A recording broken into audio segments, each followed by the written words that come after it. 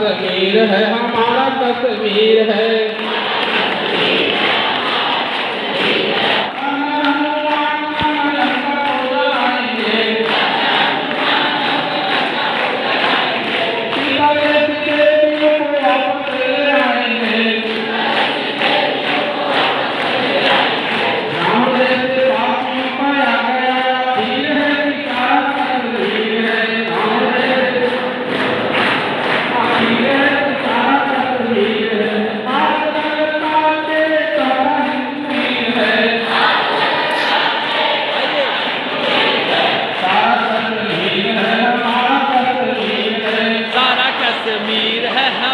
कश्मीर है।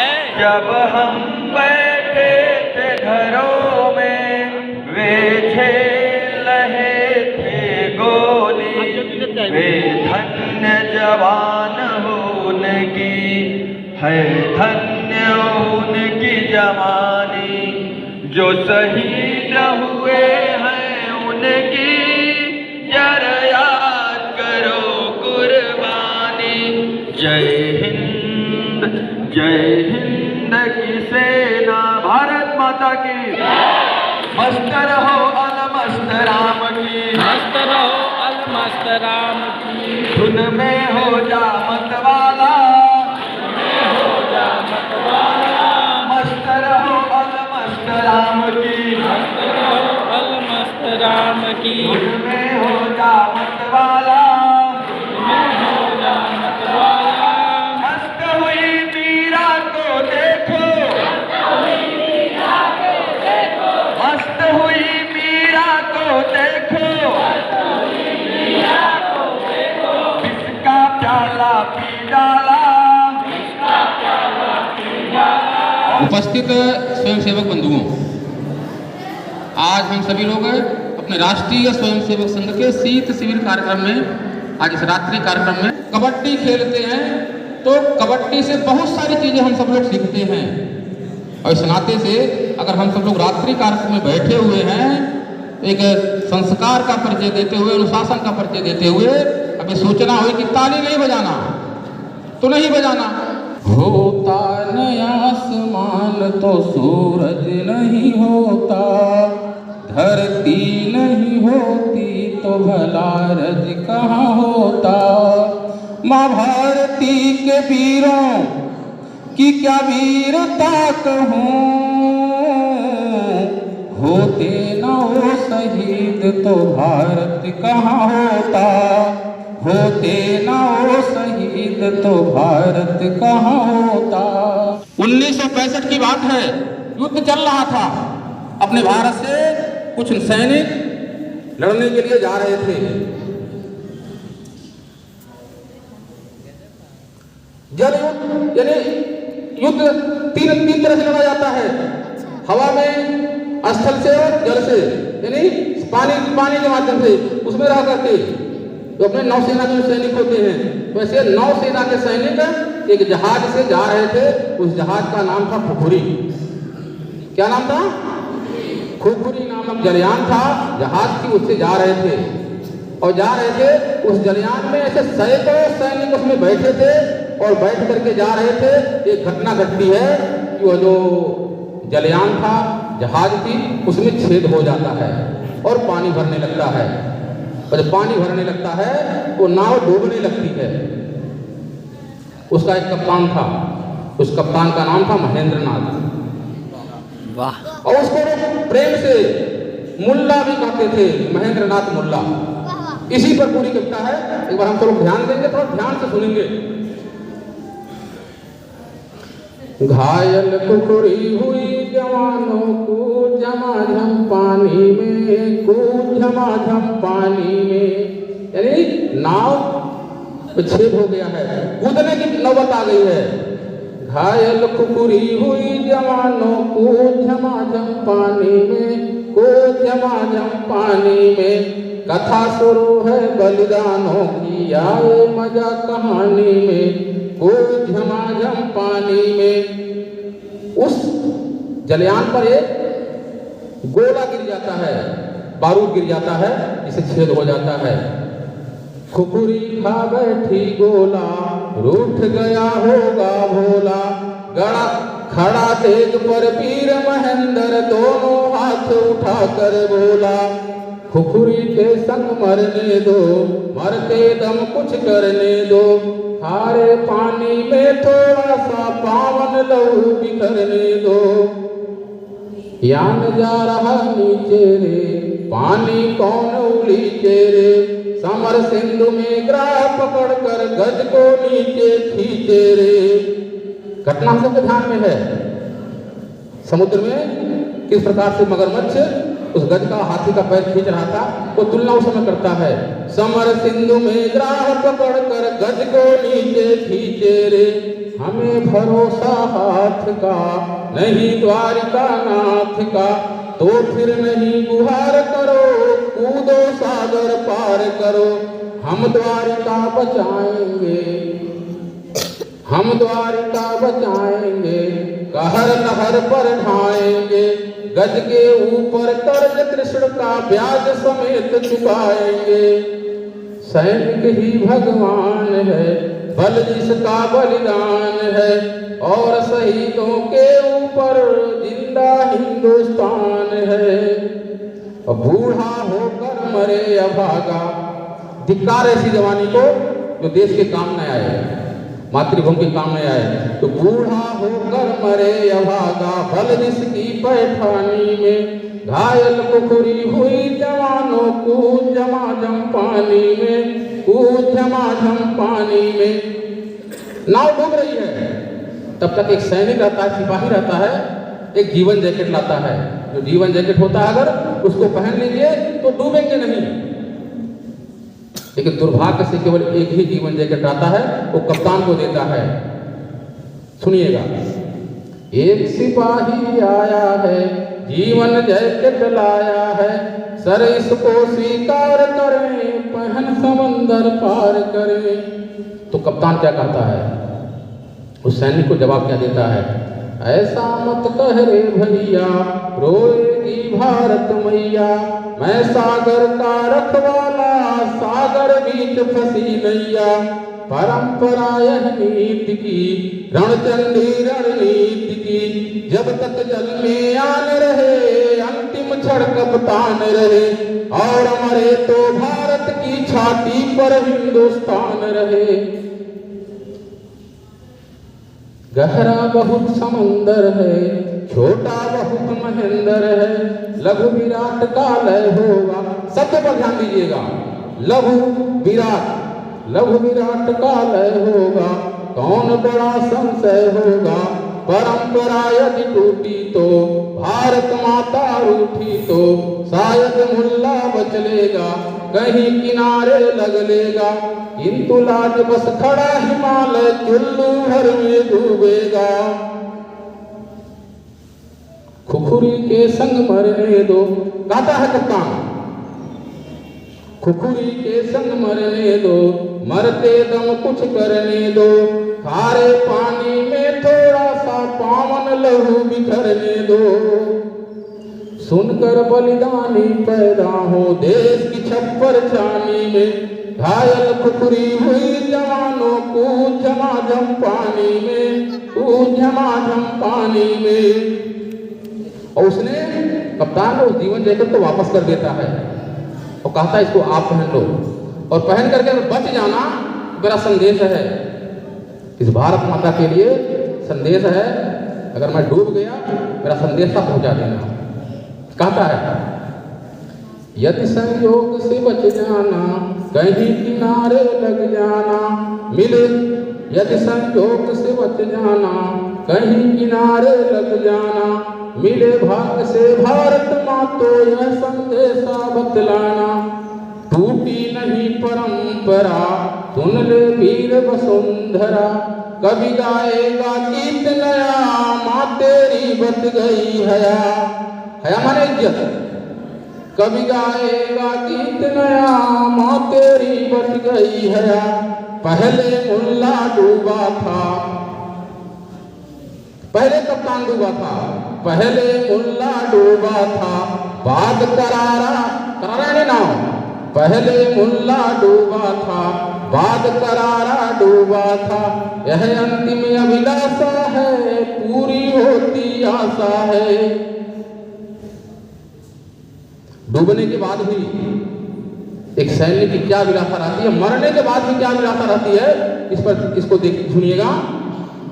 देश के लिए शहीद हो रहा है, शहीद होने के बाद भी उसकी इच्छा क्या है, ध्यान दीजिएगा, यह अंतिम अभिलाषा है पूरी होती आशा है, मरकर बनूं नहीं रेती मैं बन जाऊं मोती। मरने के बाद भी वो रेत नहीं बनना चाहता है, मोती बनना चाहता है। उस मोती को क्या करना है सुनिएगा, मरकर बनूं नहीं रेती मैं बन जाऊं मोती, गोताखोर पठा देना मोती वही कढ़ा लेगा, उस मोती को भारत माँ के पायल बीच जड़ा देना। भारत माता की जय। इस देश के अंदर आप कल्पना करिए कि स्वामी विवेकानंद जी का जब जन्म हुआ तो शायद उनके जीवन में क्या और कितना बड़ा बड़ा काम वो करेंगे, उनके विद्यार्थी जीवन से, उनके बाल्यकाल जीवन से, उनके घर वालों को भी इतनी बड़ी कल्पना नहीं रही है। लेकिन ईश्वर ने उनका अवतार इस धरती पर इसलिए किया था कि संपूर्ण दुनिया के अंदर भारतीय संस्कृति, हिंदू संस्कृति की छाप छोड़ करके आए, तो स्वामी विवेकानंद जी का जन्म इस धरती पर हुआ। और ऐसे ही जब ज्यादा कुरीतियां फैली और विदेशी आक्रांताओं के आक्रमण बढ़े, तो उनसे संघर्ष करने के लिए और एक आर्य समाज की स्थापना करने वाले ऐसे दयानंद सरस्वती जी का जन्म भी इस धरती पर हुआ। और जब अंग्रेजों का शासन हुआ, अंग्रेजों से संघर्ष बढ़ा, ये देश मेरा, ये धरा मेरी, ये गगन मेरा, इस प्रकार की भावना जो हर व्यक्ति के मन के अंदर होनी चाहिए, और उसकी जब कमी आई तो डॉक्टर हेडगेवार जी का जन्म इस धरती पर हुआ। और इस प्रकार का राष्ट्रीय स्वयंसेवक संघ नामक संगठन ओम सहना भवतु सहनौ भुनक्तु सहनौ भुनक्तु सहवीर्यं करवावहै सवीर्यं करवावहै तेजस्विनावधीतमस्तु तेजस्विनावधीतमस्तु मा विद्विषावहै मा विद्विषावहै। ओम शांति शांति शांति। ओम शांति शांति शांति।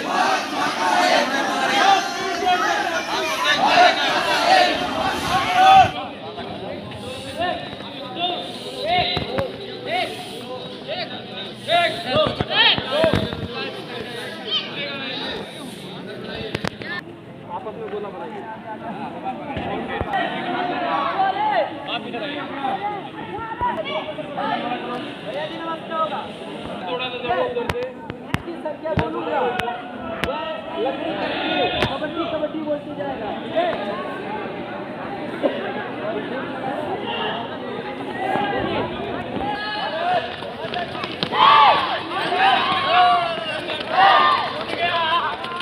आलू, गोभी, टमाटर, आलू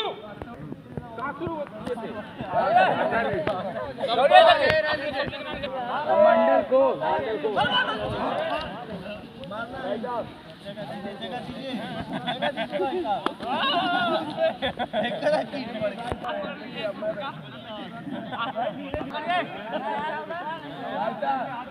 नहीं दे रहा, उल्टा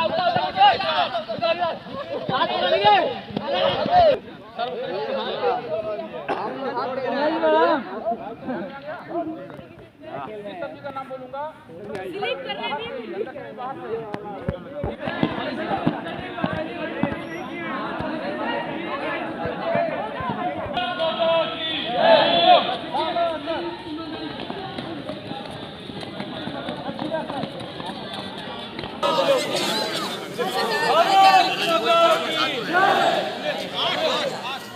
अरे भाई साहब आप चलिए क्या के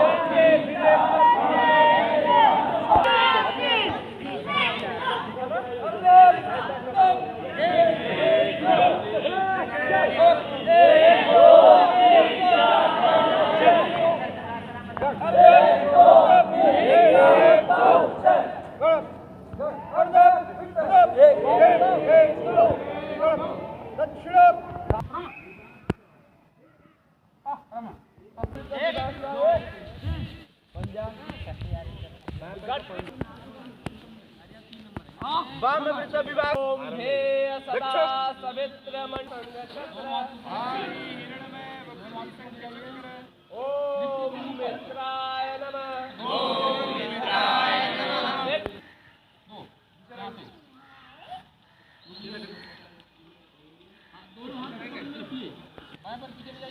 तीन बोलने पर हमारा दाहिना पैर पीछे, दाहिने पैर चलिए 4 ठीक है।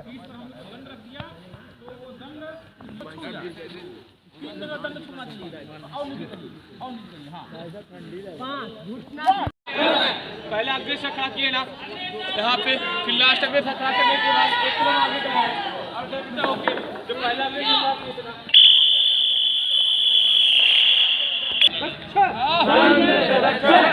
लंबी 3 छोटी बजेगी अग्रेसर को बुलाने के लिए। एक लंबी 3 छोटी, एक लंबी 3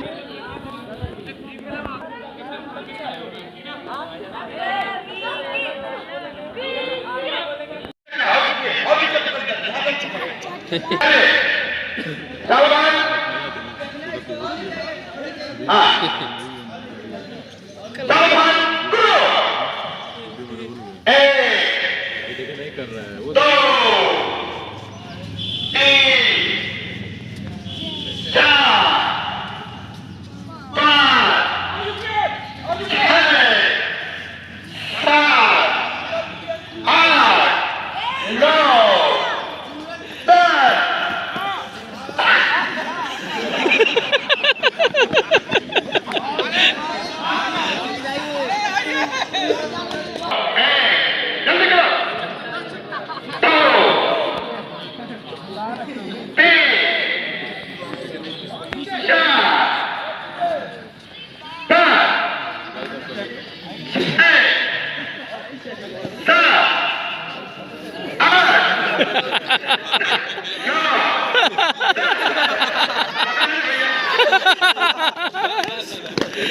वाह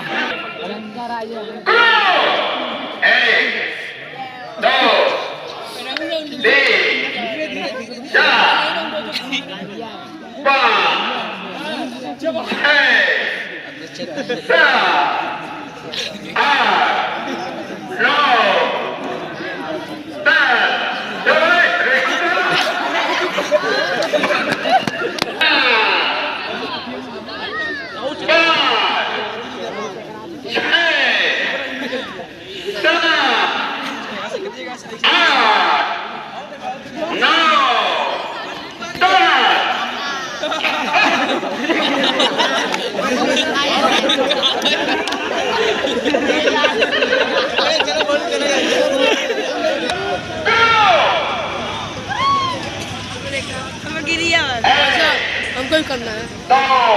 दौड़ के जाइएगा, अभी जैसे खत्म होगा दौड़ के जाइएगा, अभी दौड़ेंगे, दौड़ पहुंच जाइएगा वहाँ।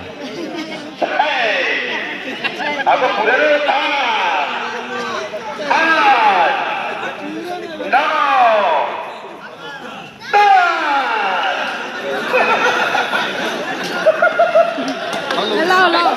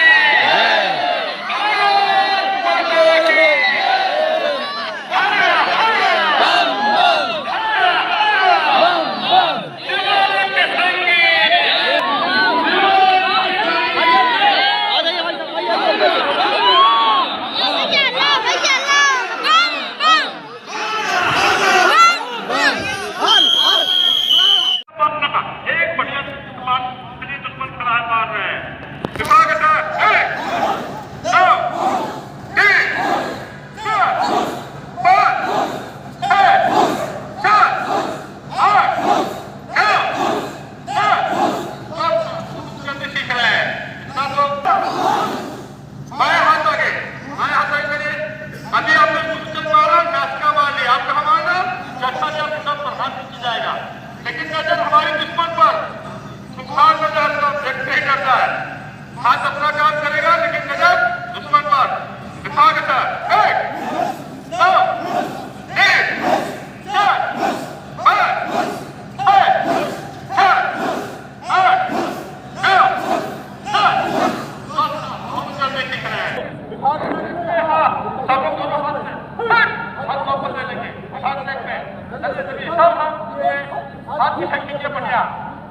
ऐसा माने दुश्मन को मार रहे हैं, एक मार दिया हाथ वापस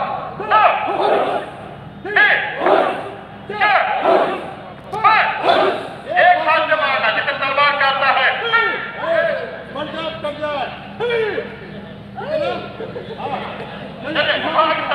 दाहिने हाथ से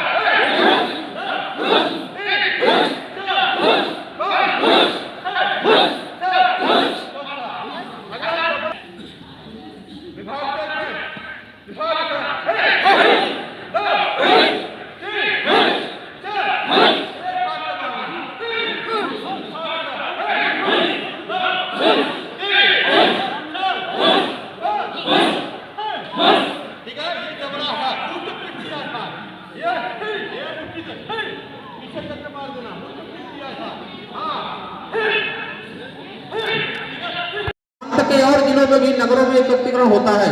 हम सब लोग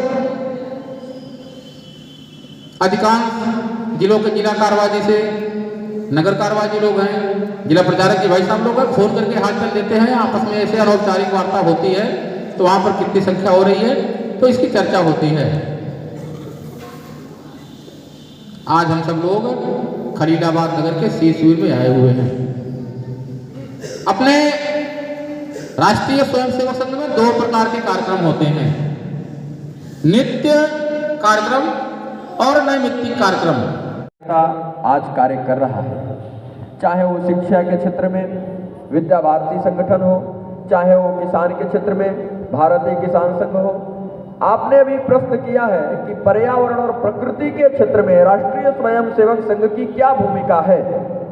मैं आपको स्पष्ट करना चाहता हूं कि संघ के द्वितीय सरसंघचालक पूजनीय श्री गुरु जी के पुण्यतिथि पर राष्ट्रीय स्वयंसेवक संघ के कार्यकर्ता पर्यावरण दिवस के रूप में मनाते हैं। बाबा रामदेव जी के पतंजलि का जो दंत क्रांति है वो स्वदेशी है और पेप्सोडेंट, कोलगेट विदेशी है। तो स्वदेशी सामानों का उपयोग हम करें, इस दिशा में संघ की एक पहल है और उस पहल के आधार पर अपना एक संगठन स्वदेशी जागरण मंच कार्य करता है। गंगा के स्वच्छता की बात बताया आपने, तो गंगा की स्वच्छता के दिशा में अपना एक संगठन है गंगा समग्र। गंगा समग्र, जहां नदी है वहां गंगा समग्र का कार्य है और हम गंगा समग्र का कार्य करने के लिए जगह जगह माँ गंगा की आरती, माँ सरयू की आरती, माँ गंगा की पद यात्रा, इस प्रकार के आयोजन संघ के उस गतिविधि के द्वारा हो रहे हैं और जिसके माध्यम से लोगों के मन में श्रद्धा का जागरण हो रहा है। और जब इस प्रकृति के प्रति समाज में श्रद्धा आ जाएगी, देखिए हमारे पूर्वजों ने प्रकृति को जीवंत रखने के लिए हमारे मन में उसके प्रति श्रद्धा का भाव भरा था। क्या श्रद्धा का भाव? तो ये पीपल का वृक्ष है, यहाँ वासुदेव देवता, इसको नहीं काटना। ये नीम का वृक्ष है, इस पर माँ दुर्गा का वास होता है, इसको नहीं काटना। ये तुलसी मैया है, इनकी पूजा होती है, सर्वाधिक ओजोन गैस, इसलिए माँ तुलसी की पूजा होती है। ये आम का वृक्ष है, हवन में सिर्फ लकड़ियां उपयोग होती है, नवरातन में आम उपयोग नहीं करना। नीम है, सर्वाधिक ऑक्सीजन देता है, लेकिन नीम पर दुर्गा जी का वास, इसलिए नीम को नहीं काटना। आंवला देवता है, इसलिए आंवला को नहीं काटना। इस प्रकार हमारी प्रकृति को जिस प्रकार से श्रद्धा के साथ जोड़कर हमारे पूर्वजों ने उसको संरक्षण करने की बात कही है, ठीक उसी प्रकार राष्ट्रीय स्वयंसेवक संघ का गतिविधि भी उसी दिशा में कार्य कर रहा है और लोगों की श्रद्धा भी बढ़ रही है। अनेकों वृक्ष और पेड़ पौधे लगाने का कार्य भी तेजी गति के साथ समाज के लोग कर रहे हैं। गंगा भी पवित्र और शुद्धता के साथ बह रही है। ये चारों तरफ चर्चा का विषय है। देखिए, संघ की स्थापना तो देश आजाद होने के पहले हो गया था। संघ के संस्थापक जो थे पूजनीय डॉक्टर जी, वो जब अपनी पढ़ाई पूरी करने के बाद कलकत्ता से आए तो उनके अंदर राष्ट्रभक्ति का जो प्रभाव था, राष्ट्रभक्ति का जो भाव था, उस भाव को लेकर वो देश के लिए कार्य करना चाहते थे। उस समय देश में एक पार्टी थी जिसका नाम था राष्ट्रीय कांग्रेस। तो पहले डॉक्टर जी ने कांग्रेस को ज्वाइन किया और कांग्रेस को ज्वाइन करके युवा कांग्रेस का महाराष्ट्र प्रांत का प्रांतीय महासचिव उनको बनाया गया। उस पद पे रहकर उन्होंने अनेकों वर्षों तक काम किया। कहानी लंबी है, कुछ बातें ध्यान में आई, फिर उन्होंने अपने संघ की स्थापना किया। लेकिन उस समय आंदोलन का काम करते समय उनके संपर्क में अनेकों क्रांतिकारी, तिलक जी उनके प्रेरणा स्रोत थे, सुभाष बाबू से सब बातें पूछ करके चर्चा करके करते थे। अनेकों क्रांतिकारी उनके मित्र थे। उससे भी पहले जब आप जाएंगे तो जब वो पढ़ाई करने गए थे तो उस कलकत्ता में क्रांतिकारियों का एक समूह था कलकत्ता में, क्योंकि कलकत्ता स्वतंत्रता आंदोलन का संचालन कलकत्ता से होता था, क्रांतिकारियों का केंद्र माना जाता था। उस समय अपनी एमबीबीएस की शिक्षा, जो वर्तमान में एमबीबीएस उस समय एलएमएस कहा जाता था, उस एलएमएस की शिक्षा लेते समय जो क्रांतिकारियों की एक गोपनीय समिति थी, अनुशीलन समिति, उस अनुशीलन समिति का सदस्य बन करके डॉक्टर जी ने भारत माता को स्वतंत्र कराने के लिए कार्य किया। जब संघ की स्थापना हो गई, संघ की स्थापना करने के बाद भी हमारे संघ की शाखा पर जय घोष बोला जाता था कि भारत को आजाद कराने के लिए हम राष्ट्रीय स्वयंसेवक संघ के घटक बने। देश में किसी भी प्रकार की कोई पीड़ा, कोई संकट आता है तो मेरी आंखें भी उस समय नम हो जाती हैं। यह राष्ट्रभक्ति है और अपना काम ठीक प्रकार से करना भी राष्ट्रभक्ति है, क्योंकि गायत्री परिवार के संस्थापक पंडित श्री राम शर्मा आचार्य जी ने कहा था कि हम सुधरेंगे युग सुधरेगा। इसलिए अपना काम भी व्यवस्थित करना राष्ट्रभक्ति है, क्योंकि हम भी राष्ट्र के अंगभूत घटक हैं। इसलिए हम भी अपना काम व्यवस्थित करें तो यह राष्ट्र शीघ्र ही परम वैभव के शिखर पे पहुंचेगा। इसलिए राष्ट्रभक्ति हम विभिन्न प्रकार के रूपों से कर सकते हैं। हाँ, उसी क्षेत्र में एक राजनीतिक संगठन भी है, लेकिन अपना संघ का कोई अनुसांगिक संगठन नहीं है। उससे उसके विचार हमारे विचार मिलते हैं। वो भी भारत माता की जय करते हैं, हम भी भारत माता की जय करते हैं। अभी पूजनीय सर संघ चालक जी से किसी ने प्रश्न किया था तो उन्होंने कहा था कि हम भाजपा के वो अपने प्रचारक नहीं देते, अगर दूसरे भी कोई मांगेंगे तो हम अपने प्रचारक देंगे। हमसे हमारे सहयोग के लिए वो आते हैं, इसलिए हम उनका सहयोग करते हैं। दूसरे पार्टी वाले भी हमसे आएंगे कि आप हमारा सहयोग करें, हम उनका सहयोग करेंगे, बल्कि हम उनका सहयोग शर्त के आधार पर करेंगे कि हमारे कार्यकर्ता मंच पर जाएंगे तो भारत माता की जय वंदे मातरम से अपना उद्घोष प्रारंभ करेंगे और देश की बात करेंगे, धर्म की बात करेंगे, संस्कृति की बात करेंगे। उनको स्वीकार है तो उनके साथ खड़े होते हैं, लेकिन वो ऐसा नहीं करते। ऐसा करने वाला विचार परिवार के कई संगठन है जो अपनी हर भाषा भारत माता की जय वंदे मातरम से प्रारंभ करता है। इसलिए अपने विचार मिलते हैं, इसलिए लोग ऐसा कहते हैं। संगठन की आवश्यकता क्यों है, थोड़ा सा वो हम समझेंगे जानेंगे। एक मोरनी जंगल में रहते हैं। मोरनी मोर से शादी करना चाहती है, मोर जो है मोरनी शादी करना चाहता है, तो वो मोरनी पूछती है कि आपकी कोई मित्र है क्या? वो राजी हो जाती है, शादी भी हो जाता है। एक बार जंगल में उसके बच्चे भी अंडे भी हो जाते हैं, बच्चा होने वाला रहता है उससे। एक बार जंगल में वो शिकार करने शिकारी आते हैं, तो वो आते हैं तो अपना शिकार की तलाश में उनको कुछ मिलता नहीं है। एक पेड़ के नीचे खड़े हो जाते हैं, कहते हैं भाई आज तो शिकार कुछ मिला नहीं, चलो यहाँ पेड़ पर जो है कुछ अंडे हैं उन्हीं को उतार लिया जाए, देखा जाए। अब ये दोनों सुन रहे थे, इनको बड़ा वो होता है कि अब क्या करें, हम डर जाते हैं। तो मोरनी कहती है जरा देखो तो अपने मित्रों को बुलाओ। तो वो मोर उड़ता है, जाता है, तुरंत टिटरी को बताता है सारी बात। टिटरी फिर दौड़ करके तेजी से जंगल में हाथी है, शेर है, सभी उनके जो मित्र हो रहे हैं उन सबको बुला के लाता है। इतने में क्या होता है कि हाथी आता है, ये सब नीचे आग जलाए रहते हैं। वो हाथी आता है तो पानी भर के ले आता है कहीं से, उसको बुझा देता है जो आग जलाए थे, और ये सब भगने लगते हैं, शिकारी भगने लगते हैं। तो इसमें शेर भी वो भी दहाड़ता है, दौड़ भी, तब अंत में मार करके उन्हीं का शिकार कर ले जाता है। तो इससे उसको लगता है, उसको शेर वो मोर को समझ में आता है कि हमको दोस्ती की आवश्यकता क्यों है। तो हम सभी संघ के स्वयंसेवक हैं, तो कहीं न कहीं हमारे इस संगठन के माध्यम से कहीं न कहीं एक दूसरे के सहयोग में ये सब कहानियाँ छोटे छोटे बड़े लाभप्रद शिक्षादायक रहती हैं। जीवन की नैया है हो चरण में तुम्हारे, तुम ही मेरे सारे बस, तुम ही प्राण प्यारे। अभी तुरंत सही हो जाएगा।